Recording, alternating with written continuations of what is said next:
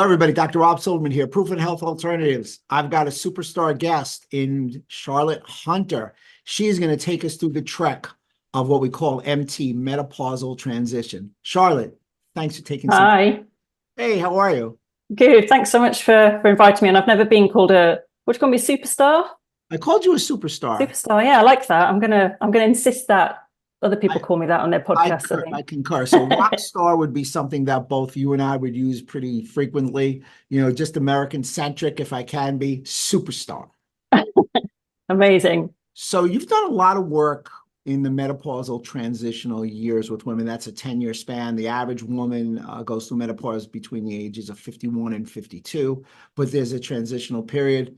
I can say that the patients I've treated, it has been a rough ride. There are personality changes, there's health changes, and there's a lot of concern that people truly don't understand it, not from just an understanding point, but an empathy point as well.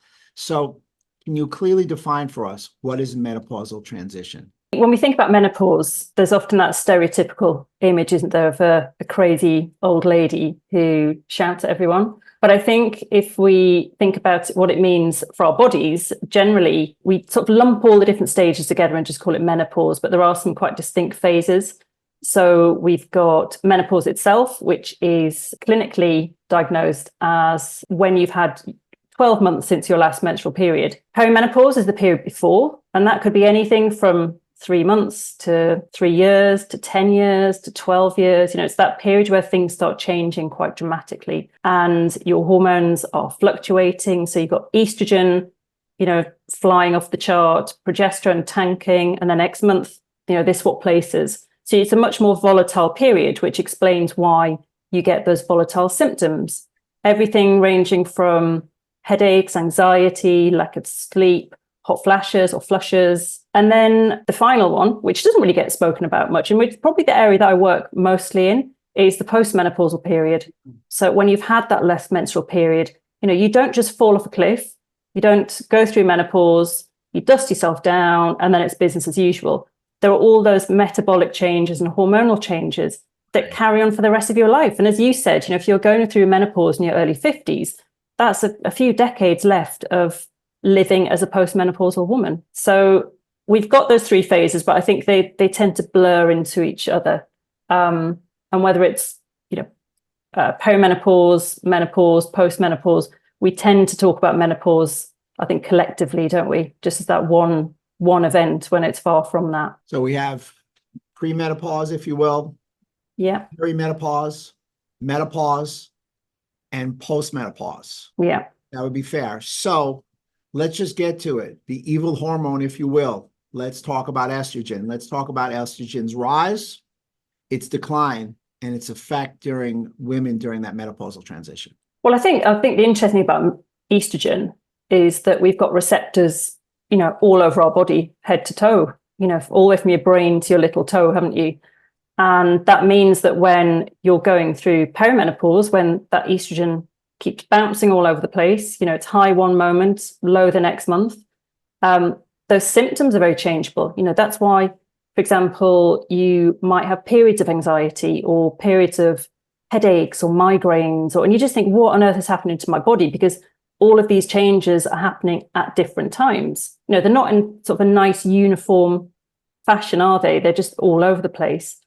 So having those estrogen receptors all over the body means that when estrogen is low, it's going to affect you in all those different places. Yeah, interesting about estrogen. People don't realize that hormonal ride. And maybe to have some clarity for everybody, let's talk about the estrogen during the traditional 28-day cycle and progesterone, the different features when they ride, and stress's effect on a woman's hormonal cycle. Well, I think so. I've got a good friend of mine who talks about hormones in quite a fun way. So she describes, there's a point to this, so bear with me. She describes estrogen as being, your diva hormone. It makes everything plump and juicy and happy, and it's your showgirl hormone. Then you've got progesterone, which is calming. It's like your best friend. And then you've got testosterone, is just like that sleazy boyfriend that is great in small doses, but you just don't want too much of him around, you know. So it's that balance between those three characters that you're dealing with month by month. And it's amazing how many women, you know, from my clients all the way to practitioners that I work with, still don't quite get the basics of the menstrual cycle. And I just think, well, if you can't understand the menstrual cycle, you've got no hope of understanding menopause. You know, you need to have that framework. And, you know, I'd say to my clients, look, just Google the basics of the menstrual cycle, just so you can get a visual, I suppose, idea of what's happening. But we've got that diva hormone that's gradually increasing over the month. You get to mid-cycle, all those hormones are firing off. So you've got luteinizing hormone. You then ovulate, and then progesterone kicks in. So as estrogen's lowering, progesterone is quite high. And then at the end of the cycle, it all kind of, you know, goes very low again. And then that whole cycle starts again. So it's a really active process, which explains why, you know, women are complicated creatures, you know, from day one of their cycle to, well, you say day 28. I mean, you know, there aren't that many women who have an absolute regular 28-day cycle, but, you know, it could be anything from, you know, 24 to 34, you know, if that's normal for them, if it's regular for them. But, you know, everything's running on that cycle. So when you go into menopause and that starts changing, that's framed your whole physiology and your psychology. You know, you mentioned, you know, about the personality changes. You know, think about how your moods change through one cycle, and then translate that to 10 years of menopause for some women, where you've got those changes throughout that whole time, not just month by month, sorry, day by day within a cycle. It's month by month within a time frame as well. Yeah, I mean, I thought you gave a great example of estrogen, you know, fluff them up, progesterone, calm them down, and testosterone, we call it the bad boy, but the sleazy boy. That was fabulous, right? And you know, when you really think about it, not that I'm trying to deviate, but men also have a testosterone estrogen balance or imbalance, and that can pose a problem. But back to the ladies, I thought that was a great example. I mean, if men are listening, guys, there's a reason why they have some personality changes in that menopausal transition, because it's hormone based and it's tough. I mean, my wife is, you know, and she has no problem. She's in her early 50s. She looks 35 to me. And, you know, I do understand and I see the changes, and it's something that everybody needs to address. So within that, estrogen, let's talk about that. Estrogen goes down during menopausal transitional periods. What effect does that have on women? And most predominantly, what effect does that have on women's gut permeability? Yeah, I mean, this is a really, really interesting subject, and I could probably go on for like the whole hour, maybe two. You know, if you've got a spare hour sometime, I'm sure we can talk about it. I'm here for you. But I think, I mean, there's not a lot of research, and I think a lot of that research is very much in its infancy. We've got data from animal studies, and certainly in the case of surgical menopause and chemical menopause, we see a downregulation of the epithelial junction. So we see those gut barrier changes that, you know, we've talked about before, haven't we? And certainly, you know, we see the increase in gut permeability from that dysfunction. And then there was one study, and now I've said there was one study, I'm not going to be able to remember that one study, but there was about 65 women. And it was noted that as they went through menopause, there were changes to their gut barrier dysfunction. There was changes, their immune activation. There was increased levels of inflammation as well. And I think if we're seeing those changes to the gut barrier, you know, what does that mean for women's health? I mean, it's a massive subject, isn't it? It opens up so many questions in terms of how we can support those women, you know, not just from menopause, but onwards, you know, throughout the whole postmenopausal period. And what's happening to their gut microbiome alongside changes to the gut barrier as well. But it's a really difficult area to study. You know, it's, you know, how do you control all those variables when you're comparing, you know, women to women with completely different environments and exposures and life experiences and diets and exercise regimes, you know, the list goes on. And there's so many confounding factors that are going to get in the way of any kind of good study, which is really difficult, isn't it? It's true. To get a real appropriate sample size, I mean, are they perimenopausal? Are they menopausal? Are they postmenopausal? I've actually got a study here on menopause and gut permeability. So this is from 2020. Gut permeability increases from pre to postmenopausal. No surprise to you. Exploratory results suggest a relationship between gut permeability, inflammation, as you said, and bone mass density. Need you to run with that for a moment. Increased gut permeability during menopausal transition leads to a state, as you said before, of immune activation and inflammation. So the key takeaway is that you want to target gut physiology during and after menopausal transition. So I kind of left you with a lot to unpack there. Thanks. My pleasure. I mean, I think, yeah, this whole idea of the gut barrier change, it's a difficult one as well, because is it specifically to do with menopause, or is it part of aging or inflammaging? And when we compare women who have gone through menopause with men of the same sort of age, they sort of catch up. You know, if you look at the graphs, it kind of catches up in terms of the microbial diversity. But I think because we've got that data around surgical menopause, where we do see those definite changes, I think that's the hook for me. I think so. Something is happening, something is changing around that time. And a lot of the research are, there's a few, I think, human studies, but a lot of them are on animals, particularly hysterectomized rats, where we see those quite significant changes. You know, we're seeing it. So, you know, how do we translate that to what's happening in our female population of actual humans? But we know that estrogen and progesterone are very protective of the epithelial layer. And, you know, once that's disturbed, well, it's I don't know, it's like, I always think it's like an army attacking a castle.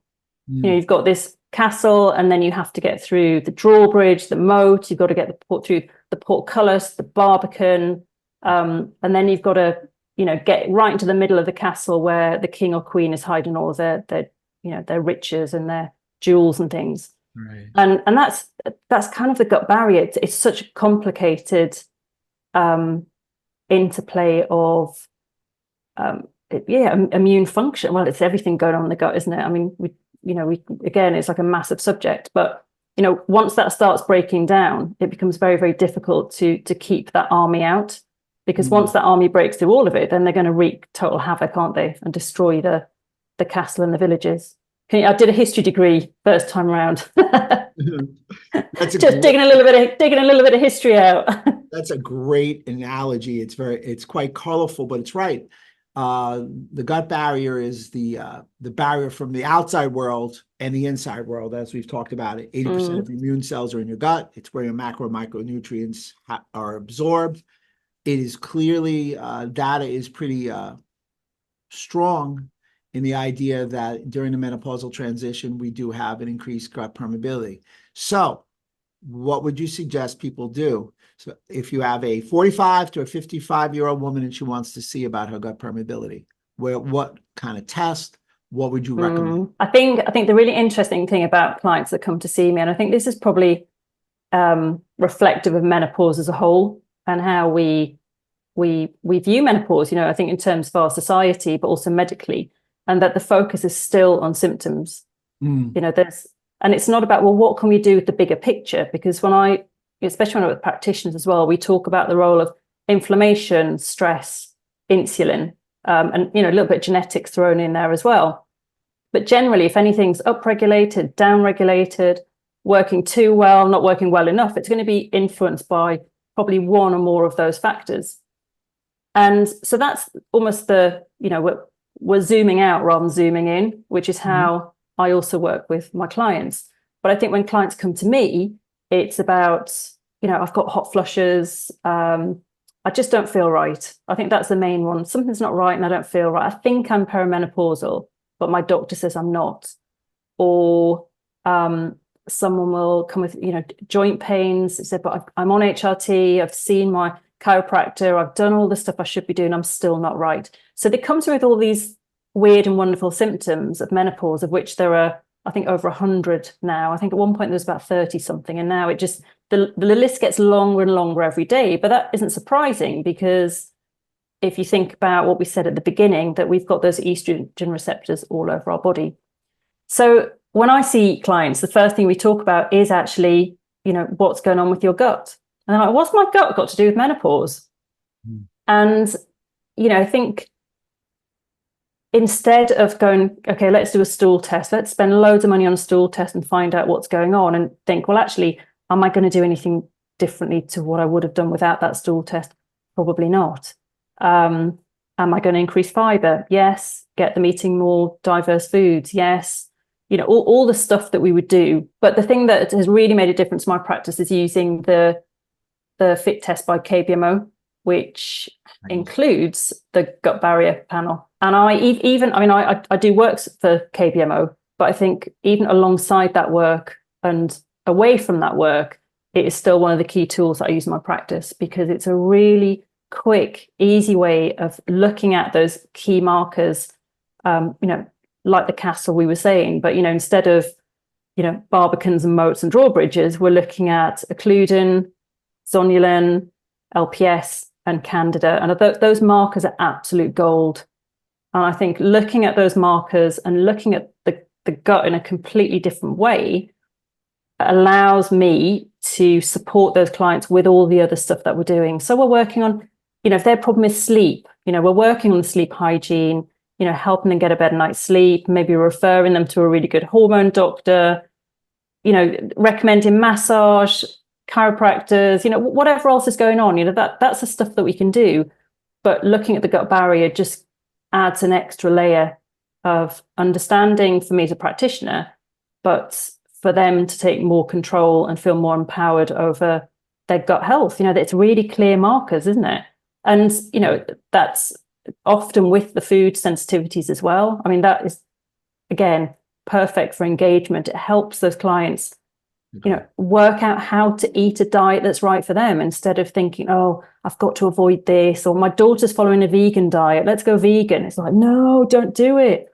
So it brings in a more tailored approach for those clients. I agree. I use the test as well in my office. I believe that exactly what you said, there's a myriad of issues that lead to this perfect storm in females between 45 and 55 that changes the problem in your environment where you are, the environment where I am, changes in diet, stress levels, everything lead to a compromise in the gut barrier. And I agree with you. It's not just a compromise. It's not just looking at zonulin, which really talks about the tight junctions and the pressure of the functional pull of the tight epithelial, the occludin, which is actually structural tearing. It also tests for a lipopolysaccharide, LPS, which holds gram-negative bacteria on the inside of the intestinal wall. What does that mean to everybody? It means if LPS is elevated, you've got bad bacteria floating around, or what they like to refer to as gram-negative bacteria, so kind of inherent in the word, floating around in your bloodstream. So that can lead you down a very slippery slope. And for me, the hidden gem or secret sauce to it all is without question the candida. That's a yeast, and that candida really can cause an unsettling in our ecosystem. Our gut is a neighborhood. I grew up in a neighborhood and it was diverse. The more diverse our neighborhood, the more functions and properties, more health promoting properties we get to pull from. Unfortunately, with the candida, this yeast overgrowth, that really causes something that's referred to as dysbiosis, unleaveling of good and bad bacteria. And lastly, with candida, interestingly enough, it is the reason that you have a leaky gut leads you to an increase or hypervigilant immune system, because the yeast communicates directly with the immune system. So like I said, you got this perfect storm. You've got everything going in a stew going on, and it's a stew. And the reason I do, it's like you're trying to swirl it around and it's hot and it's inflamed, and it's just leading down, like I said, a deleterious path. And it's unfortunate that that 10-year span, too many people have looked at women and haven't decided to, let's test and not guess. Let's not say, excuse the expression, that they're crazy or they're having a personality moment. Let's understand that these hormones are leading them to a change in life and a change in health, especially estrogen. So with that, what are some foods that you like to share with menopausal women, and which foods would you remove? Yeah, I mean, I think it's a tricky one. I think for some women, foods rich in phytoestrogens like soy, legumes, etc., can be really I'm going to helpful. stop But I you right think now. Hold on. I can see the beep. It's just the two of us, but I know everybody's going to say soy. Yes or no? You tittered. no, I'm going sometimes. Okay, that's all I right. think it's okay. See, when I was saying soy, there was a but coming. I think soy is okay for some people, some of the time, if they can tolerate it and it works for them. But I think you want to go for the decent stuff. The non-GMO, fermented. But I think if you're using it as part of a healthy, varied diet, I don't see any reason not to have soy. And I think whenever I read about soy, I always end up on the fence. And I think sometimes being on the fence isn't a bad place to be. I'm going to on the fence because I agree with you. You just said non-GMO, et cetera, et cetera. So for me, soy is not a phytoestrogen like, tofu, soy, yeah, same thing. yeah. It's a phytochemical. So if it fits the criteria that you said, I'm going to pull you on the fence a little into my side and say, it's okay then.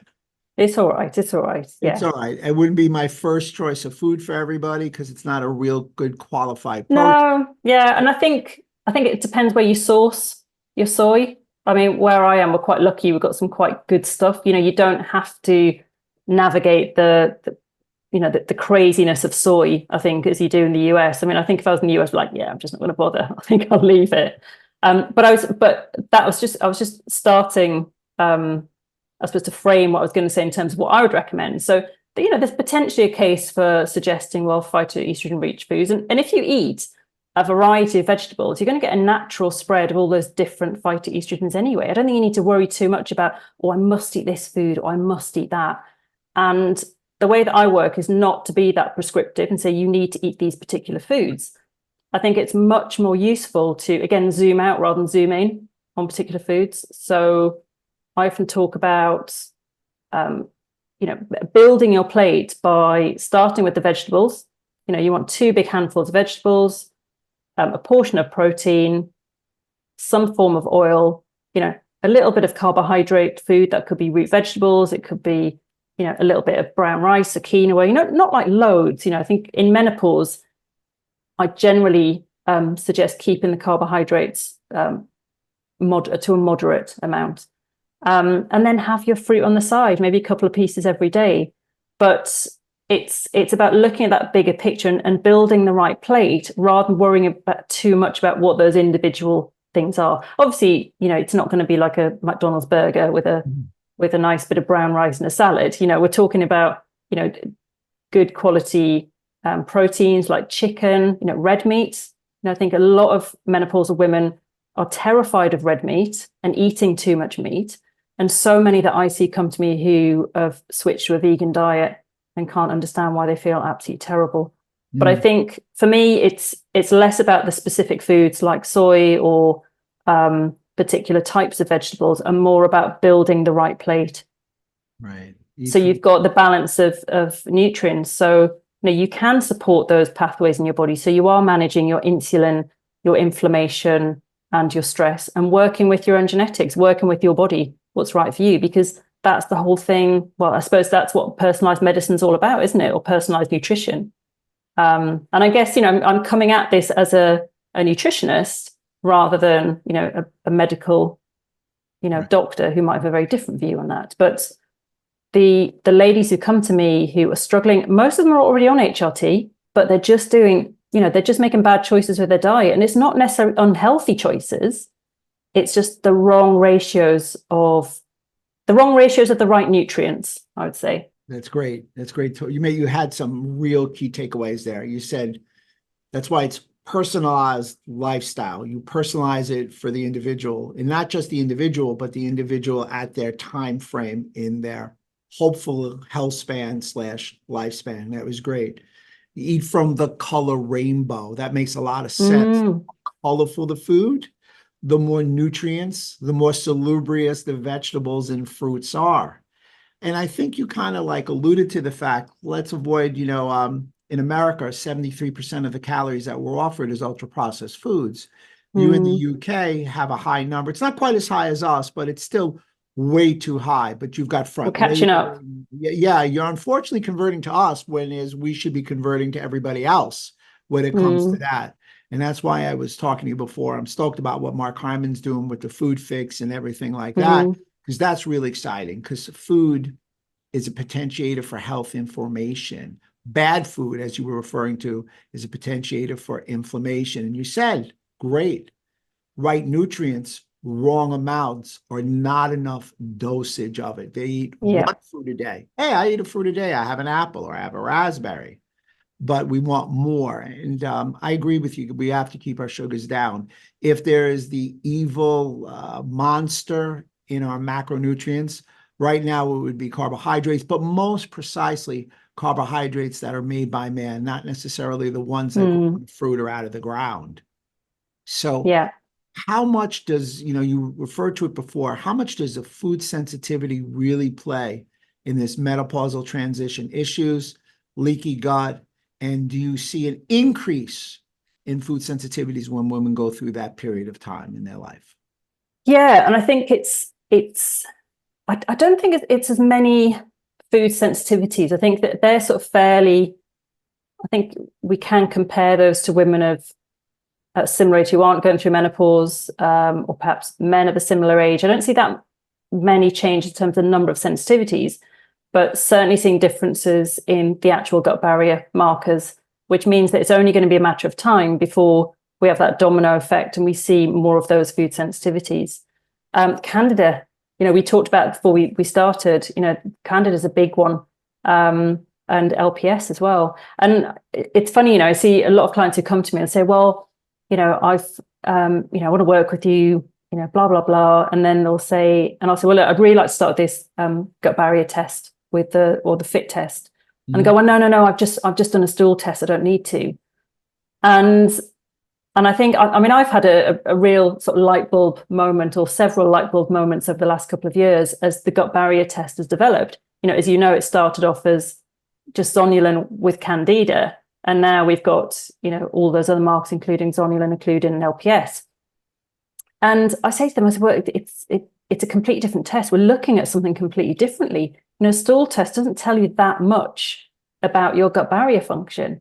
They can give some ideas as things might be a little off, if you've got various imbalances, but what can you really change and what can you do about it? Rather than just kind of sticking your finger in the air and hoping for the best with whatever antimicrobial you might be on your hit list. But I think as well with the zonulin, in stool, it's really unreliable. And I worked for a lab that did stool testing with zonulin, and I hardly ever saw it come up. And you'd look at this person and go, it doesn't make sense. I've done the food sensitivities. This is before zonulin was in the KBMO test. And you go, well, it doesn't make sense. There's no zonulin. I've got all these symptoms that we've got, this gut test, what is it telling me? And you end up just almost following your own gut to fix your client's gut because it just doesn't add up. And now we know, well, in the stool test, they're measuring protein, whereas in the fit test, they're measuring antigen, which is so much more reliable. So I think even if you've done a stool test, it's not. I don't mean, say that again. So in the stool, there's we're measuring protein. The zonulin test, they're doing antigen antibodies, correct? Yes. Yeah. And it's blood. The fit test, right? And it's blood versus poop, which is the basis for an ELISA test. Yeah. Which is the gold standard. Yeah. I wholeheartedly agree with you. Zonulin's a great choice, tested in the blood. ELISA test is the standard. The poop test has some benefits, none of which come from testing for zonulin. Also, there was just a study that came out in America. They took 7 stool tests and over-the-counter commercial tests, and they found only 3 actually had any form of reasonable accuracy. Wow. So I'm not, you and I are both not anti-stool poop tests. No, not We at think, all. we think it has its place. It Yeah. probably has its place after blood or in addition to, Yeah. but clearly not taking the place of a quality test for a leaky gut Mm, and or zonulin. So I just want to make sure everybody listening has clarity, because like you, I get that question every day. And by the way, mm. the beauty of taking a blood test is you can pinch your thumb, finger prick, or draw your blood. A lot of people, for lack of a better description, don't want to take a poop in a French fry cup. No. And the problem as well, yeah, they are in French fry cups, aren't they? So this is a funny story, completely unrelated, but I do have to tell you. So one of my clients sent me a photo of his kit, and I think at the time it was a doctor's data one. I'm not naming and shaming because I do love doctor's data tests. So do I. But he sent me a photo and he said, "Am I really expected to do my poo in this?" And I said, "What do you mean?" He said, "It's really small." I said, "Oh, they are quite small." He said, you just be careful, you'll be fine." And then he messaged me again. He says, "No, no, no, no." And he sent me a photo, and Lucky he you. he took a photo of the cup alongside a coin. And honestly, this little container was sort of this size. It was sort of like a miniature little box. And it was like, well, yeah, you're not gonna get anything in that, are you? So yeah, so they sent him a proper size one. Or I think he just used an empty ice cream box or something French equally fry, horrible. French fry cup. Yeah. But anyway, so it did make me laugh. I've never seen that again, and hopefully I never will. Um, and I can't remember what I was meant to be talking about now after I got completely It was a good sidetracked. day for you, I'm sure. But no, I mean, as you were saying about stool tests, I mean, I love nothing better than a stool test. I think they're amazing. I love the stool chemistries page where, it's telling you functional data about the function of the gut. See how many times I say function in a sentence. But sometimes that they're not that directive in terms of, well, what can we do next? Especially those clients who've got awful symptoms, yet their stool test comes back pretty good, pretty normal. What do you do for those times? And I think that's where the two can sit together really nicely. I agree. I think that the blood test for sure is your baseline. Again, coupled with the stool test could be your agency for testing and not guessing. Yeah. So what do you do with these women? I mean, what do you do? How do you help them go through? You've tested, you realize that there's certain changes, their hormones are down, estrogen most predominantly has decreased. They may have leaky gut. There's a hormonal change, obviously. What are your suggestions? So this takes me on to quite another interesting topic, but I promise I won't go too far off track into the long grass, I promise. But I think this goes back to what we said right at the beginning about women who are going through menopause are under huge amounts of stress and concern, worry, physiologically and mentally as well. So when they come to me, they want help. Okay, they're almost like, I don't even want to know why. I just want you to help me. I just want you to get me feeling better. And there's a temptation when you know a lot to just send pages and pages and pages of information, completely overwhelm them. And then 2 days before you follow up, they go, actually, I can't come and see you because I haven't done everything. I haven't finished reading your, 10, 20-page thesis on how you're going to fix my gut barrier. So the way that I work with them is really, it's very simple. It's very, very direct. I never send any more information than an A4 sheet of paper. I'll give them some handouts, some recipes, but I keep it really, really focused and direct, because the last thing they need is for, a nutritionist who has just sent them all this stuff to do, and they're just not in a position, they're exhausted. They're struggling with their HRT. They're not able to go to the gym because they feel so horrible. They can't sleep because of the insomnia. They might have migraines, which are completely debilitating, or they're just completely demotivated, just sort of lost all zest for life. So I think the way that I help them is quite simple. So we'll talk through maybe only 3, maybe 6 things to do between our sessions. Those sessions might be 2 to 4 weeks apart, depending on what's going on for them. but it's generally about zooming out. I'm not into this micromanaging their diet, their healthcare, their nutrition, any of those things. I'll often write copy a letter to their general practitioner so they know what's going on, get all that legal stuff covered. But generally, it's just the small changes. So, for example, a lady I saw last week, all we decided to work on was changing her breakfast.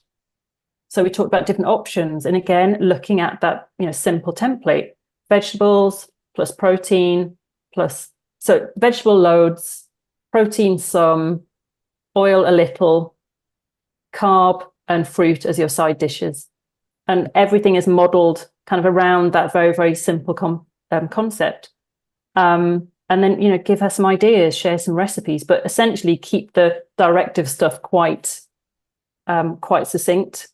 But more importantly, you need to find out, what her goals are. It's very easy as a practitioner to go, look, I'm going to tell you what to do. I'm going to fix you. You're going to do all these things, and you're going to come back in 2 weeks, and then we're going to do this. I mean, it never works like that. And instead, it's that step-by-step approach, just making sure that we're just building those bricks every time, so that eventually, in 6 months' time, she'll feel great and will never have to see my face again. That's the ultimate goal, isn't it? I'm not building a practice where I want my clients to keep coming back to see me. I mean, I have some lovely clients.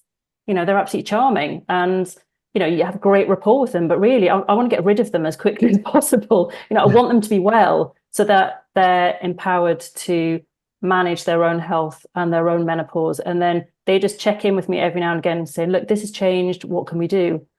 So I feel like I've given you a really, really woolly reply to your question, because there isn't a set protocol or plan. In fact, I try and avoid using the word protocol, because that's not what I do. I do, personalized nutrition, which means that it's going to be different for everyone. And the emphasis and the goals are going to be different, but it's essentially as well about aligning the client's goals with your goals as a practitioner as well. And I always have that on my sheets that I share with the clients as well. I love the emphasis on personalized nutrition versus just a protocol, because a protocol is just a starting point. However, yeah, I'm going to share my menopausal shake. Are you ready? Brilliant. Here we go. Half a cup of spinach. Of course, it's all organic. Half a cup of kale. Half of an avocado. Some dark cacao powder. You can add a little vegan protein. No whey protein, nothing like that. But instead of vegan, I would always opt for collagen peptide protein, water, ice, and allulose to taste. You get them all the greens, you get some vegetables. I did forget some raspberries and or strawberries in there as well. You put that all in there. You have your protein, you have your carbs, you have your fat, low carbs, because just one fruit. You have your greens. It's going to taste delectable for them. Sounds amazing. Collagen as well. It's a great one. Actually, that is something I generally recommend most of my clients. Have some collagen. I know it's a lot of kind of disagreement about, well, is it complete, and is it enough of a complete protein, and bovine versus marine, all that kind of stuff. But great question. I mean, I take it. I've used it for 3 years, because I actually went through an early menopause, because I had a hysterectomy when I was 44. And it's something I've used ever since. And I think there's some great research around collagen. I know a lot of them are smaller scale studies, but some great stuff around vaginal health, vaginal atrophy, joint health. And it's just, it's an extra boost of protein as well. Yeah, I like the collagen because I'm not a dairy person, as you know. So even though it's my filtered whey and casein, I try and have people avoid it. It's just it's a good comfort level for me. Then it leaves me with vegan protein. My preference is collagen, much higher on the amino acid scale. And as you said, really good for epithelial structures, vaginal atrophy, really good for gut permeability, skin, hair, and nails. Maybe perk up that idea of that estrogen, like you said, that young girl. Showgirl. Showgirl, that was great. By the way, when you see me and I use that as an example, I will give you full credit. Thank you. Collagen makes you into that showgirl. It's also good for tendons, ligaments, and cartilage if you use a full composite collagen, and it comes with no taste. So again, I'm able in a shake to get the taste from the cocoa powder, the organic, 80% or more cocoa powder, and allulose, which is a rare sugar, which is 70% as sweet as sugar without affecting the glycemic index. Because, the whole point of those crappy carbs is the burst of the glycemic index. So yeah, call me a collagen guy. I agree. Last question. I was going to ask you a question. Am I allowed to hijack your podcast and ask you a question? Go for it. Which collagen do you usually recommend? So do you go for marine or bovine? If I can get them to take a bovine, I prefer the bovine. But if not, we'll go for the marine. And if we can't do either one of the two, I will go to a vegan protein. But my strong preference, if I have that ability to have a preference, is collagen. More bang for your buck with collagen. More bang for your buck. Or bovine collagen. Oh, bovine, yeah, over the fish collagen. Yeah. Without, and there's also chicken collagens now too. So again, as you said, personalized. It is a very personal, philosophical decision for a lot of people on where they want to go. And you and I both respect that because it's all about them. That's the one thing that we are unified on without question. We're unified on a lot of things, but what's so compelling about having a conversation with you is it's really all about the patient. It's about patient outcome and patient care. It's not about how smart we are and, can we sit at the pub, I both don't drink, we'll drink some coffee and tell everybody in pound that, hey, look what we did. It's, you keep referring to them as your client and your client's outcomes as what you did. So, big smiles, big thumbs up. Last question for you. HRT, what's your feeling on that? How common is that?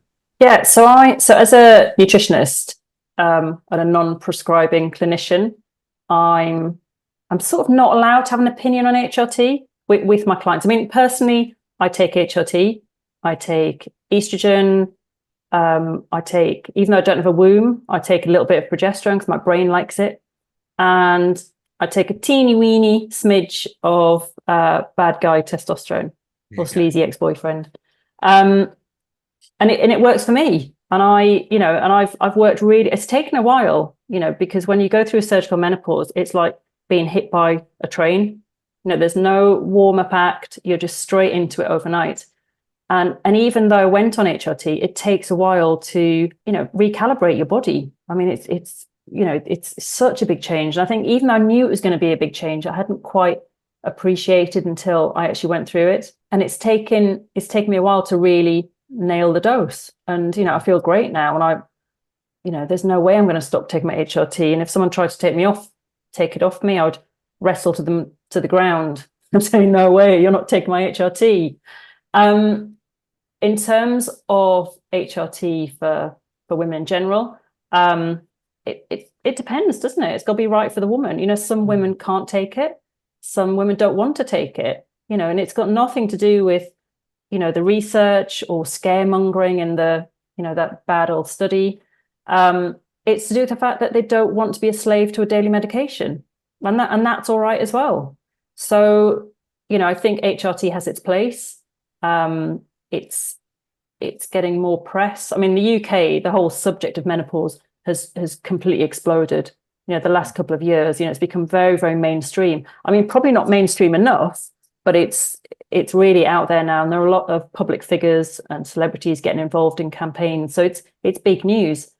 But I think in some ways it's almost gone the other way, that, if you don't take HRT, what's wrong with you if you don't take HRT, So I think it's got to be the right choice for the right woman. And, there are some good books out there. Estrogen Matters is a good book, if you've come across that one. Yep. And I think if some women are on the fence, it's quite a good read for.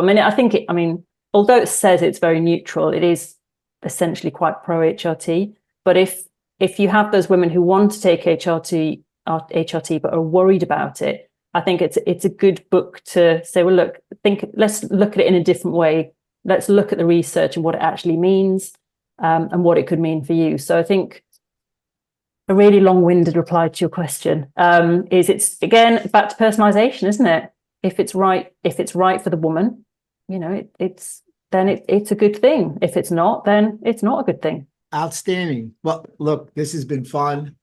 I'm always stoked after I have a great guest. I learned a bunch of stuff. I'm sure people listening also have tremendous take homes that they're going to utilize, because it was in a digestible fashion in which you expounded it. Within that, got to do it again. I tell many of my guests that, because there's just so much good of information. There's a plethora of quality stuff to use. So I thank you very much.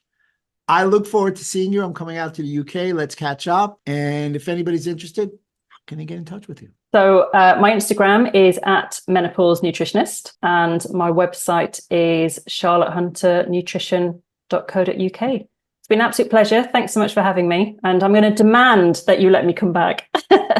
You got it. It'll be my pleasure. Everybody, Charlotte Hunter, Dr. Rob Silverman, Proven Health Alternatives, always yours in health.